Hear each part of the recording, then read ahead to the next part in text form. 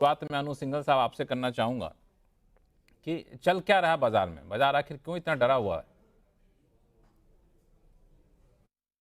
लक्ष्मण जी, देखिए क्या होता है ना, कई बार आपको अगर वो स्कूल का टाइम याद है कि अगर एक स्टूडेंट बदमाशी करता था, टीचर आके पूरी क्लास को लपेट देता था।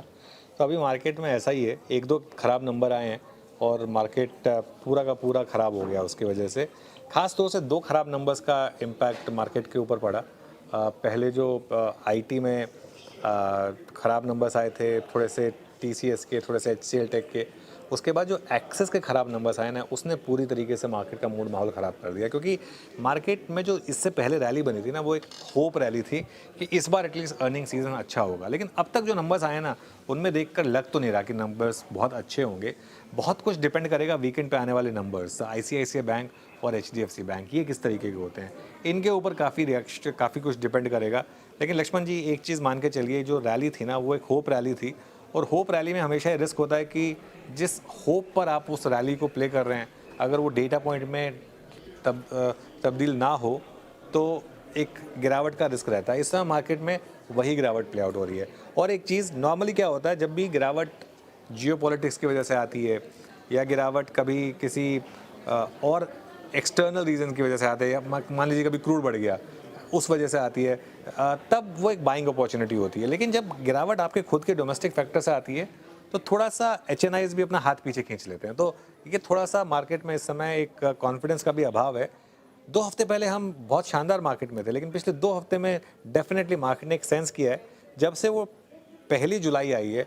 देखिए 30 जून तक मार्केट एकदम सही था। मार्केट ने जो अपना रीसेंट स्विंग हाई था, वो 30 जून को लगाया।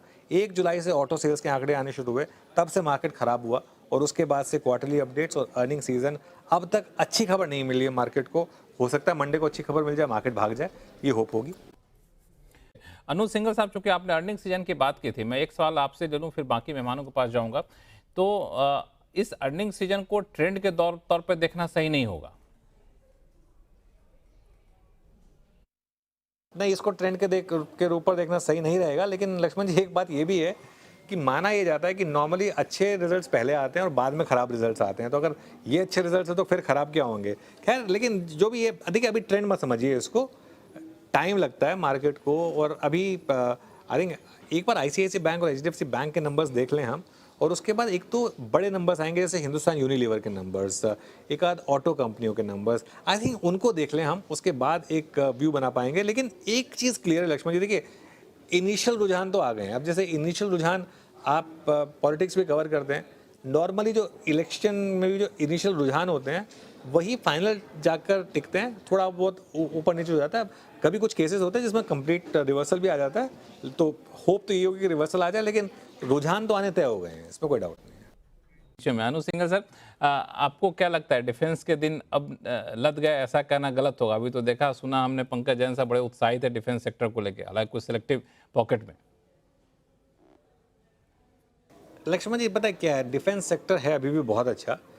जो एक चीज़ डिफेंस में आई है ना, तकलीफ क्या हुई है कि डिफेंस के स्टॉक्स में रैली इतनी बड़ी आ गई, इतनी मैसिव आ गई कि आपने अगले 5-6 साल की अर्निंग्स ऑलरेडी प्राइसिंग कर ली है।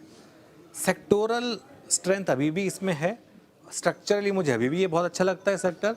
लेकिन एक चीज़ समझिए, हर चीज़ एक प्राइस पे अच्छी होती है। जैसे कहते हैं ना, an apple a day keeps the doctor away. लेकिन अगर आप 100 रुपये की एक एप्पल रोज़ खरीदेंगे तो आप अफोर्ड ही नहीं कर पाएंगे। तो इस समय अफोर्डेबिलिटी का इशू आ गया था डिफेंस स्टॉक्स पर। सारे डिफेंस स्टॉक्स 100 के पी पर, 150 के पी पर ऐसे हो गए थे। इसमें आप 7-8 साल की अर्निंग्स को पहले ही प्राइसिंग कर लेते हैं। तो ये एक इशू था। मेरा ये मानना है कि डिफेंस स्टॉक्स में अगर यहाँ से और 10-15% की करेक्शन आई, तो वो एक बाइंग अपॉर्चुनिटी